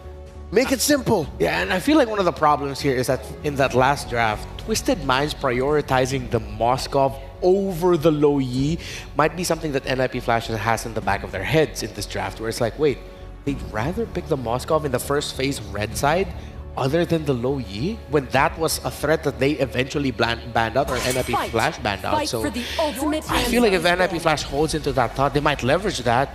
Hell, might even steal away the low Yi themselves. Could be, but considering what their bans are, get rid of the... What were the main problems? Get rid of the Tro. We're also getting rid of the Hilda that we let through last game. And we've seen teams punish a first pick Hilda before, but unfortunately for Twisted Minds, it's just a stone underneath their shoe. It's always going to be there. It's always going to be persistent, and it's such a pain when you step over it. And this allows for the Hylos and the Jushin to be a toss-up. Like, they're still open. Both of them, plus the Bruno. Alright, NIP Flash will have their high loss available for them, unless surprisingly taken away by Twisted Minds. We don't see a high loss rush that much anymore in the meta. In terms of the main contentions, a lot of them seems like to be the trinity of tanky dudes in the Kali, the Gatot, and the high loss. Yeah. The ones who can pack the Revitalize alongside whatever the junglers might be, usually the Suyo. Hylos or Jushin, let's see. And the Jushin as well. Curious which opener that they actually want to go for here. At least with Jushin, it makes, at least you can think of, hey, maybe I can look to punish, make me control some more, you know, phantom tax that mid lane as much as you can. But the high loss enables a lot of compositions, especially marksmen who can't seem to keep up with the rest of the team. And I think at least with Bruno out of that picture, there might be some considerations for some of the older picks in the book. They're really considering, because if you do pick the Hylos here, the Jushin goes into NIP Flash and get in. Goes both ways, and it looks like they're going to go with the Suyo and give both away unless NIP Flash want to pose a different problem. NIP Flash, I would not be so miffed if they decided Suyo to Hylos. steal Or rather, away the Jushin Loi. Hylos. Oh, really? I'd rather they pick up the Loi over the Jushin. Really? Overall? Well, okay. If they do decide over the Loi rather than the Jushin, My mission. then they would need, do they need as much lane priority? Because I feel like Hylos is a given, right? We expect the Hylos to go through. They could double flex pick for all we know and kind of leave the game over. The mid, yeah, let mid do itself. Yeah, let mid do itself. They take the Jushin and said it is a natural, nice combo when you have the Hylos as well as the Jushin. They can kite, they can chase, and now you can pivot your comp from not only skirmishing, but to be a full-on chase comp. They can double back. They can just, again, with these two, they win mid. And then they just allow Vanix to double lane and do what they did in game 2 all over again. So for this one, do they pick between the Gatot or Khalid and then the Loi? I am going to hammer down on the thought that Twisted Minds might want to just push for the Loi. Or if they decide, hey, we might actually lose the early to mid again, let's just hunker down into one of our key ideas of let's play around the Sicilian of Coffin. Which is good against the Hylos and the Jushin. Weirdly enough, but you gotta get there. Yeah. You have to find a way to do something between the first minute and the 18th minute. Okay, so they go for the Loi. It's either the Gatot or the Khalid. One bound by Your these team is chains. picking. Obvious. Interesting. I mean, they want to make sure that this flex pick in the high loss is going to be revealed as early as possible, right? If not, they're going to ban out the natural counters. They're going to get rid of that glue very early on. If, assuming that NIP Flash are going to show their gold laner to pose a completely separate problem, trying to split their attention in the second phase. There's a trap here that Twisted Minds might activate, which is to tell Twisted Minds, hey, the Moskov looks kind of good right now, right? And I feel like if ever NIP Flash decides to steal away the Moskov, that might be a trap because that means Twisted Minds will end up with something with a little bit more high damage or a gold lane strategy that they haven't shown yet. It's a tough call here. It's a really, really tough call. I think they want to, I feel like they should just hold on. Yeah, just hold on, chill for a little bit, go for the, natural counters in alpha, maintain that tempo, and keep them guessing about this flex and that high loss. With this alpha pick here, it looks all the more like the Vanix show all over again. Yeah. It is going to be like 4 Protect 1, huh? Literally. Yeah, it's going to be 2 tanky frontliners plus the Alpha and then the Jushin, dishing out a little bit of damage. The Jushin will probably be their main source of magic damage. Well, the Alpha already deals true, then they can just go for strong scaling physical. But if it looks good for Twisted Mind or for NIP Flash, if they don't have their gold laner yet by the last pick, they can go Harry. I literally invented one. Oh, they get rid of the chip on this time round. They Chip don't and wanna Tig. They can ban the Chip and Tig. You're right. The Tigreal, yeah. Get rid of both of those, and then you're starting to look. I'm thinking from the side of NIP Flash, whether or not priority is going to be important here. Because yes, Hylos is able to kind of clear waves, but I would imagine that they probably want a better matchup for the EXP and focus more towards that gold side of the map. Because even when you are playing Beatrix, you do need to get that first item to at least force priority and then invade. That's the beauty of them being on red. They don't have to show that yet. They can put the Beatrix on red 4, and then ask Twisted Minds, make my day. Go ahead. We'll win with red 5.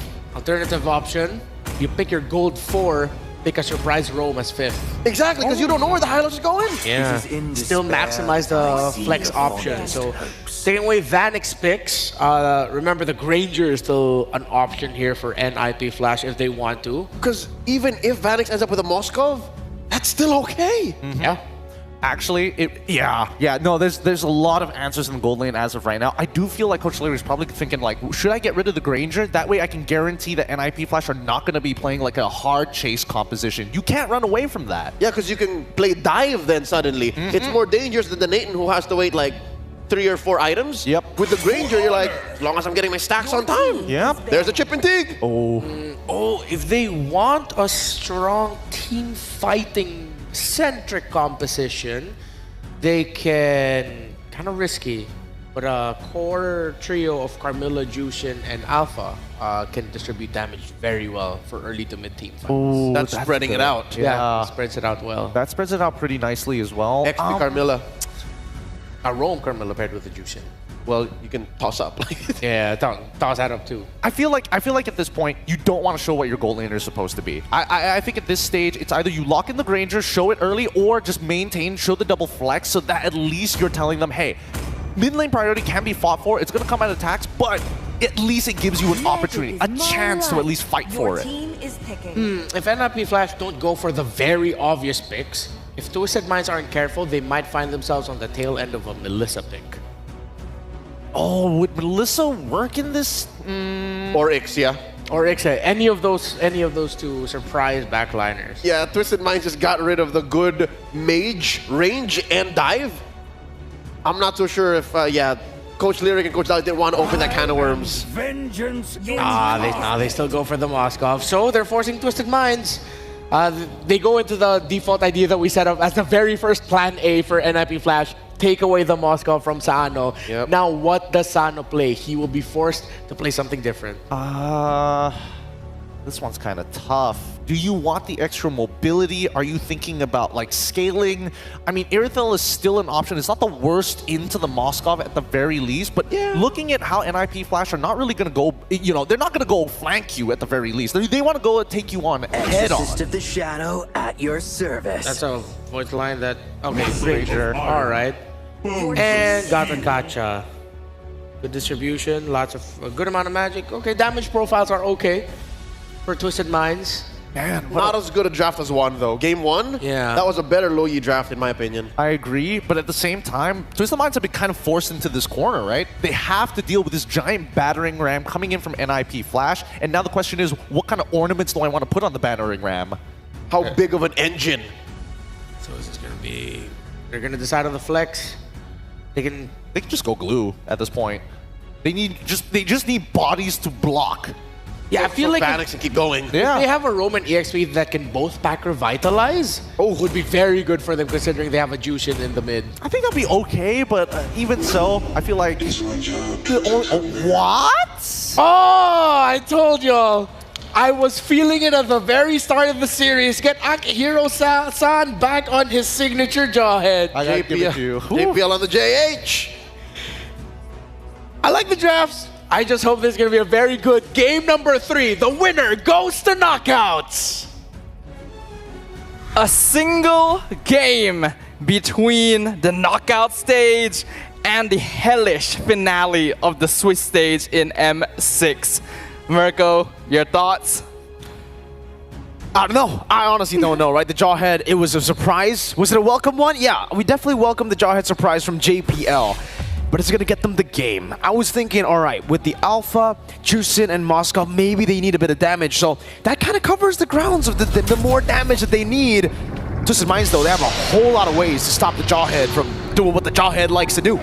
But they gotta figure which ways are gonna be the most effective here, because this is now a best-of-1 series.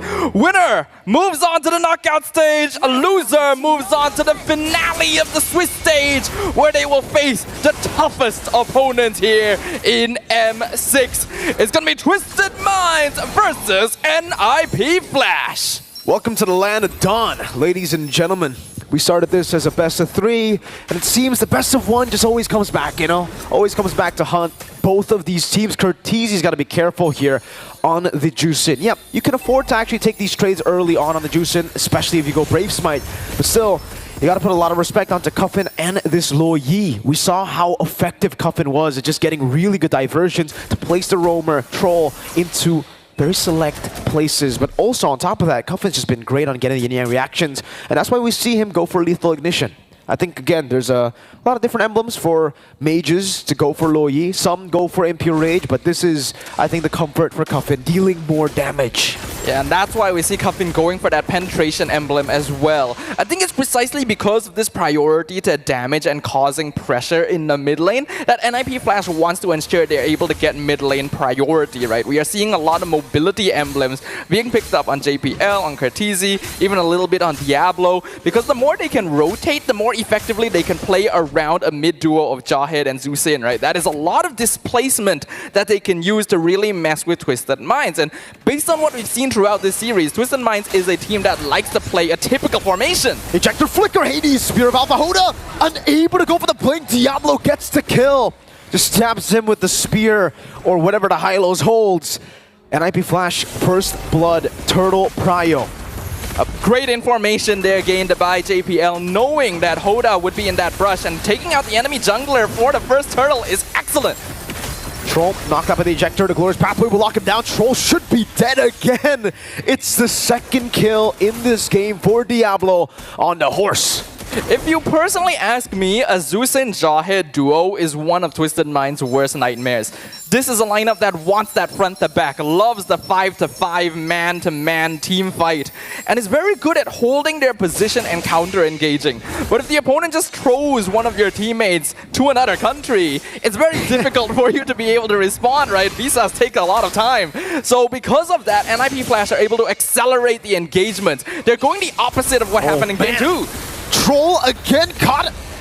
That's an ejector. This time it was with a unstoppable force. Great reads on the map by JPL.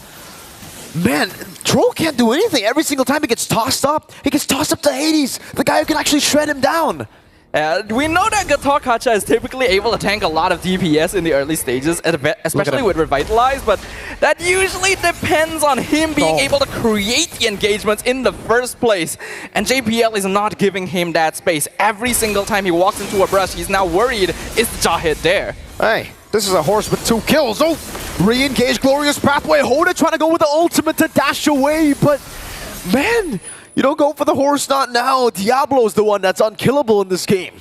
Very strange decision by Twisted Minds. There is no way that duo of heroes can take down a Hylos in the first place, let alone even try to bait out the Revitalize. And you don't know where their backup is going to be. Troll is not able to open up the map. So you never know where Hades could be hiding either. There is no reason for Twisted Minds to be trying to force engagements right now.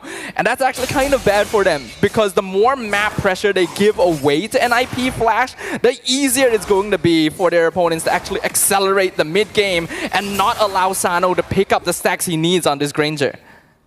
And, oh, JPL, I think he spots that out. He knows there's a diversion coming in, but they just don't know where. Oh, Vanix gets caught! Diversion from the back. Troll gets the kill. Vanix is down.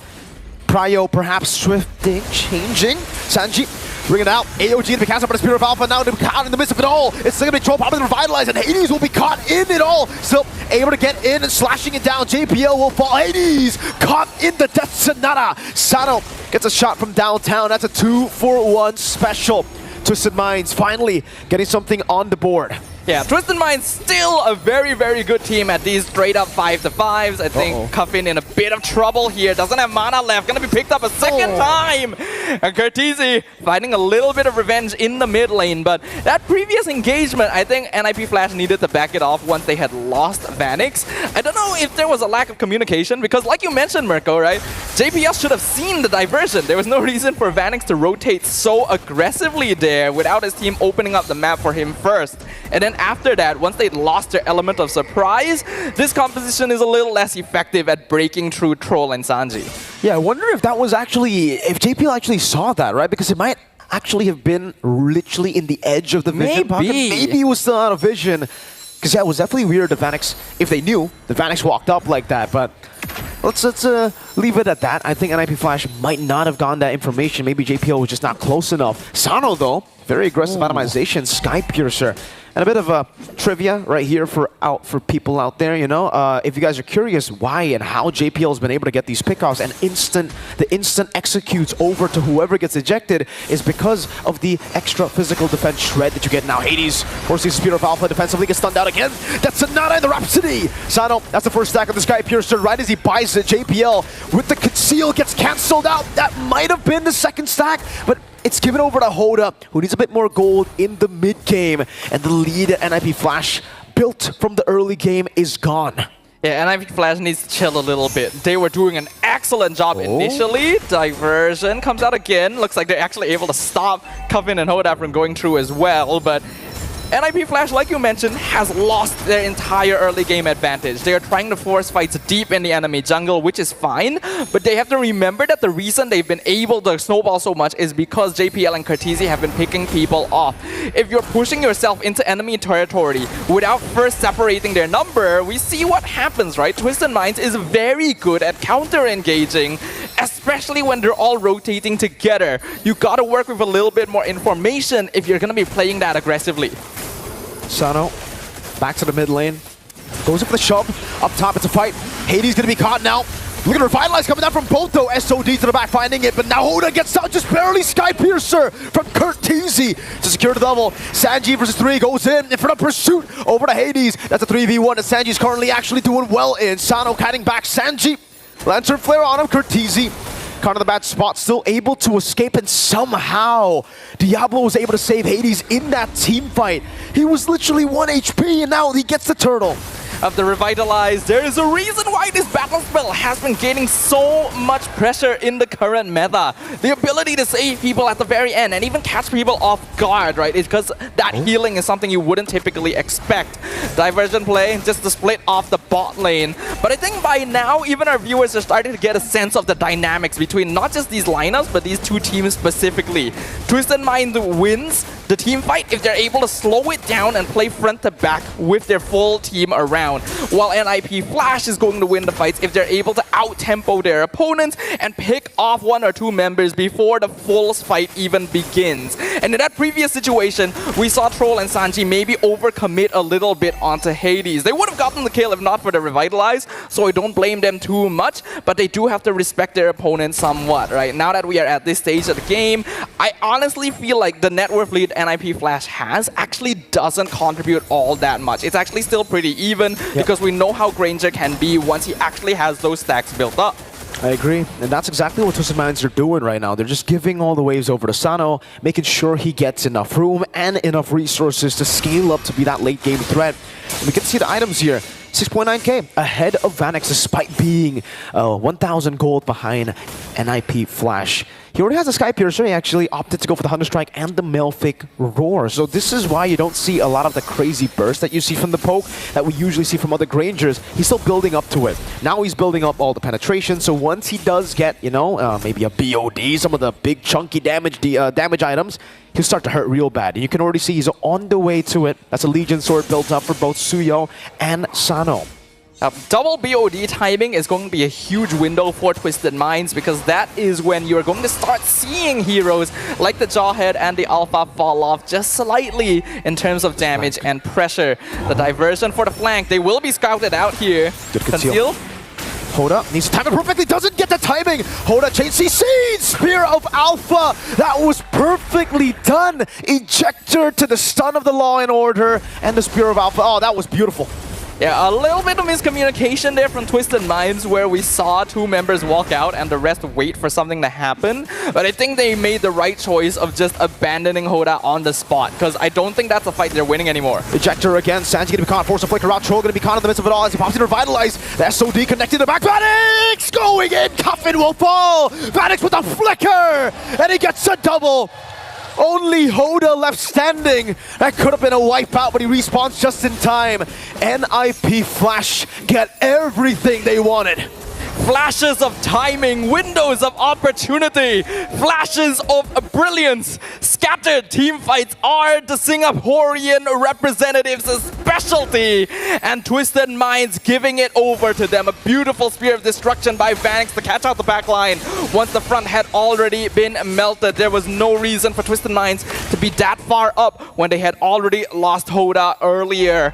A mistake in rotation, snowballing into a massive gap as NIP Flash have now built up a 5k net worth lead, and with the First Lord eager to open up the base of Twisted Minds.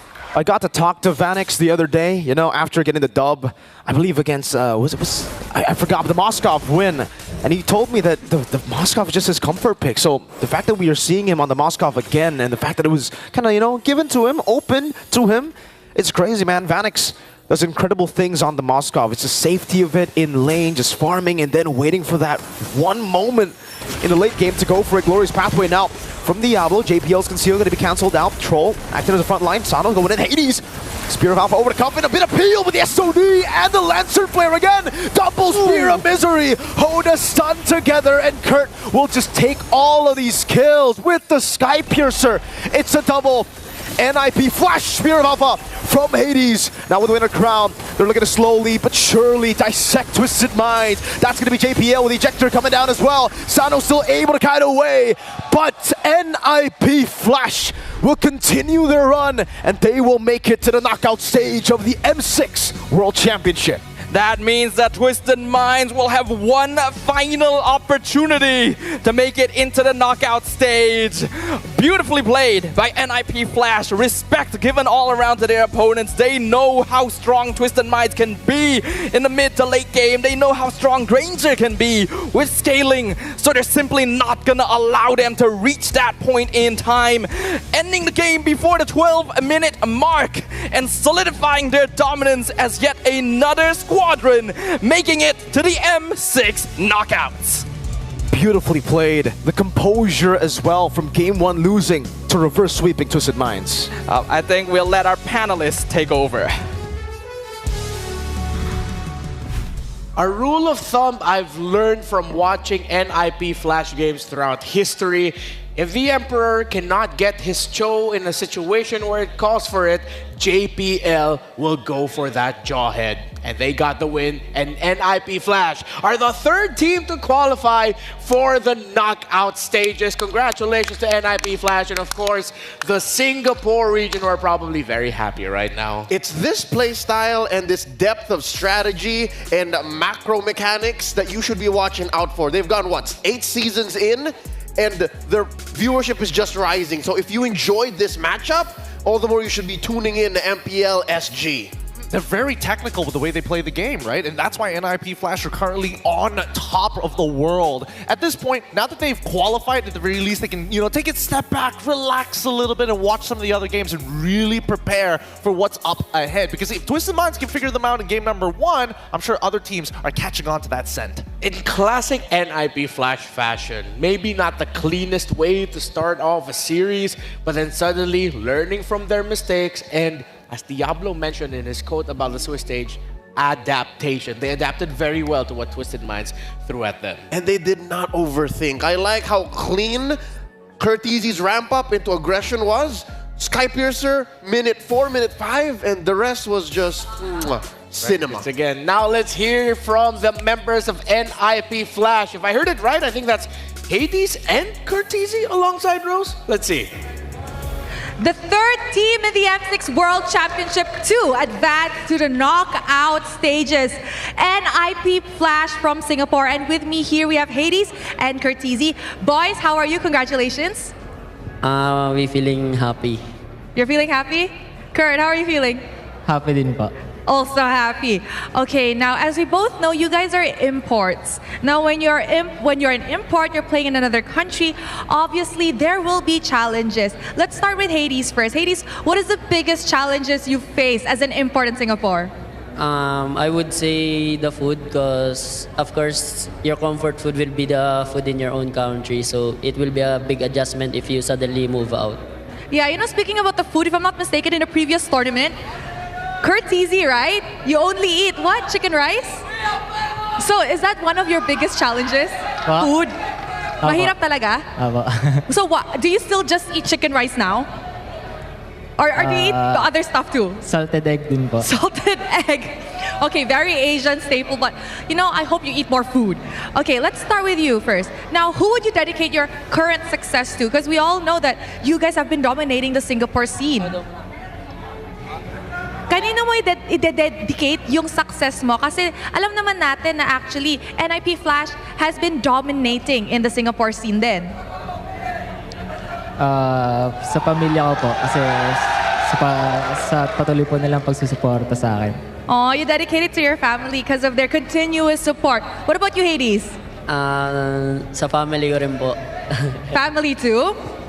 Okay, now Curtizi, we know that potentially you're gonna be another player if you win, okay? If you win M Series, this is gonna be your second world title. If you were to win, what would that mean for you? Masaya po. Just happy? What else? What else? Who would you dedicate that win to, or what attributed to your success? Para mabili ko po yung mga bagay na gusto. So you can buy the things you want to buy. You know what? I agree. With the prize pool money, you're going to go into the shop and you're like, you know what? Just take. Don't have to think. Okay, now, Hades. This win, you guys qualifying for the knockout stages, just made NIP Flash went from underdog to a straight-up contender. How does this feel like? Did you expect to actually make it to the knockout stages this early on? Masaya po kasi parang nagbubunga na yung pagpra-practice namin. Tas siguro in-expect naman namin makalis ng Swiss stage. Tignan na natin kung makakapunta pa kami ng mas malayo sa playoffs. He said that he feels really happy because he feels like the labor of their hard work is finally paying off. He does say that he did expect to actually get out of Swiss stage. However, them getting out of knockout stage, I guess we'll just have to see. Now, Curtizy, we know that you're known for your unorthodox hero pool in Singapore. Martis mid, Fanny mid, but how do you think you as an import helped the MLBB ecosystem in Singapore? Ano po? Alam naman natin lahat na kakilala ka as an unorthodox mid laner because you would play Fanny mid, Martis mid. Pero sa tingin mo, paano ka nakatulong as an import or with your in-game knowledge to help the MLBB Singapore ecosystem? Di ko po alam. Tinatry ko lang yung lahat ng hero sa mid and nagwo-work naman siya kaya ayun, tinry ko din sa M6, sa MPL. Yan. He said he doesn't know how he's helping the Singapore MLBB ecosystem. He just tries whatever hero in the mid lane, and so far it's working out in both MPL and in the M6. You know what? I want to be like you one day. I want to try out heroes, weird heroes on the world stage. I like it, confident. Okay, Hades, last question. Now that there are already 3 teams in the knockout stages, there's still technically 5 slots, if I'm not mistaken, left. What do you have to say to the people who are yet to get their knockout stage ticket? Any words of motivation? Good luck. May the best team get the slot. Wow, I like that. Good luck and may the best team get the slot. First of all, thank you very much to Hades and Curtizy. Congratulations on the knockout stage. And with that, let's show it back to the panel to break down what happened in this game against Twisted Minds. Congratulations again to NIP Flash. Well, what happened there, Rose, was it looks like Twisted Minds got the minds twisted again from NIP Flash. But again, nothing too crazy. Stuck to the basics. And a key point that we made, and even Staffel mentioned during the cast, was the front-to-back team fighting setup of Twisted Minds would have been messed up for NIP Flash if they tried to match that. So they said, you know what, we'll pick up our jawhead and fight this honest approach to the game in the best way possible, of course. Where it's like you don't know where JPL is coming from, you don't know where NIP Flash is coming from. Everything came in a flash, and I think that's what really threw off Twisted Minds' approach to a inevitable late game win. Truth be told, looking at this draft, by picking up that Granger, they also kind of wanted to go toe-to-toe. So they took some revisions from Game 1 and Game 2, lessons they learned. But when you're fighting on a front wherein NIP Flash is comfortable, very few teams can actually step up. I mean, it's true. Let's look at the item builds, and then it goes to show there's a couple of things that are actually working out well, like a couple of ideas. Sano on this Granger versus the Moskov, he honestly didn't do too bad, right? It's 8.8k gold compared to 9.7 gold, and honestly, the KDA not too far apart with a couple more assists coming in from Vanix. But generally, my main issue in this particular game, if you are trying to go toe-to-toe against NIP Flash, there needs to be a couple of reads that you need to make. Once you see that mid trio of, hey, I'm playing Alpha, I'm playing Zhu Xin, as well as that Jawhead. It could have been, at that point of time on the first phase, it could have been that high loss. Either way, why do you want to take them head on? If not, you would have gotten the Gatot so much earlier in the draft. And they tried to do that, but then they found out, not gonna work out. So they started tossing bodies looking for Vanix. Worked once in the early game, and then that's where NIP Flash stepped on the clutch and said, nah, that's the last time you're gonna do that. Yeah. And we'll wait. To be fair, there was a moment in time, I'd say the 5 to 8 minute mark, where Twisted Minds were actually the ones calling the shots. This is where Sano was up on Vanix, maybe 1,000, 2,000 gold, and it's this beautiful adjustment in flow that NIP Flash just waited. And they said, yeah, we'll go as 4 or 5, and then we'll suddenly find the Hoda even more. We'll punish Sanji, we'll punish Troll, and that's what led to NIP Flash's inevitable victory. Yeah, to give Twisted Minds more credit, yeah, you saw them readjust their approach. The play that Leo mentioned, wherein they sent Coffin into an unexpected angle, actually almost the entire team, to catch Vanix leading into the second turtle of the game, where, yeah, Vanix just went, he got shocked. But then NIP Flash stopped giving any opportunity for Twisted Minds to play into that, where it looked like you could sense, I don't know, maybe it's just me, I felt like I was kind of frustrated alongside Coffin, where he's just like, do I really have a diversion play? Like, where are they? Why can't I find them? And why does he not have angles? Because there's no priority. You don't have people who push out the waves fast enough and then look to explore. I mean, sure, Granger could technically do that, but you're matching up against a Master Assassin Vanix on a Moskov, and what are you going to do? Open up the map with Death Sonata when you need it to be the finisher. And not to mention Vision. Even if you do have Granger, Sano running around, throw in rondos into random bushes. That's the best way you can do it. Besides that, it's Troll walking into these bushes blind. That's what explains the 6 deaths. He was looking for his diversion setups. It's just costing them too much. Hence why Coffin also couldn't go into playing around the map more, because he was focused on trying to just whittle down JPL and Curtisi every time they showed up. I mean, looking at the stats, it's not like they weren't doing some good damage and absorbing some good damage, right? There were a couple of moments where Twisted Minds are able to look for that big counter engage. But if I were to make adjustments to the draft, I think that this Phoveus is a honey trap. Yes, it does well into certain matchups, but showing it so early on when you could have gone Gaton, if you show a flex pick, I show a flex pick, and now we're holding each other accountable in these stages of the game. And also, when you don't have mid priority, at least you need to have a lane that's capable of pushing out fast and then giving you that extra bit of pressure, which I think Gata would have done in that EXP side, but it's hard to read. It's that hero tempo, the way that the draft unraveled, that makes us think that maybe NIP Flash's veterancy helps all the more, because they have just more tricks up their sleeves. They really do. I mean, you got to give it all for our MVP on the high lows, the handsome devil himself, Diablo, because the way that he is baiting out these fights, it's not just about Jawhead, it's about why is he overextending? And the first time that it happened towards Sanji, he's like, you know what? Yeah, we can do this. My jungler is nearby. Let's make something happen here. And Hades just waiting in that bush, falling into that trap in the early game, allowed them to say, hey, now the top quadrant of the map is ours. You don't get to walk there. JPL, come on over. Let's set up some landmines. And to be able to set that up, El Diablo Guapo actually had to be the clutch. It's his use of the glorious pathway that allowed for NIP Flash to disengage when they needed to, buy back that lead for Vanix, and then eventually get into that full-on dive, the honest full frontal assaults that just left Twisted Minds just...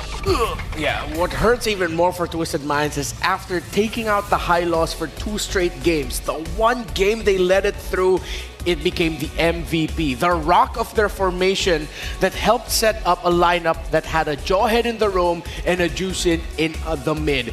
Diablo popping off here. He really needed to have a great game because the high loss with the Revitalize, with the glorious pathway, was going to be the most stable